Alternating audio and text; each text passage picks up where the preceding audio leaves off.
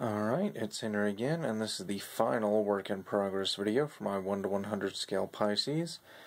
And at this point, construction is complete. Since the last video, I've gone in and refined the arms and just sanded everything down, rounded the parts off, smoothed everything out, scribed panel lines, added some little details here and there. And with that, construction is completely done. He's not much to look at right now because everything's gray, yellow, and white, but once we get this guy painted, he'll look a little bit better, I hope. Down here, these are just the chest vents. I decided to cut those out separately, so that way I can paint those separately and just glue them down inside the chest rather than trying to hand brush those, which would be a nightmare. The camera eye you already saw. And I decided to go back and add this little part, sort of a bonus, I guess. It's the little claw. You can see it here on the line art. I think they used it maybe once or twice in the show. It just comes out of the little propeller claws down there, and, you know, it only took me 5 minutes to scratch weld it, so I figured, why not? So, everything is done, and now all that's left is to get this guy a nice coat of primer and a nice coat of paint, and that is where we're about to start in just a minute.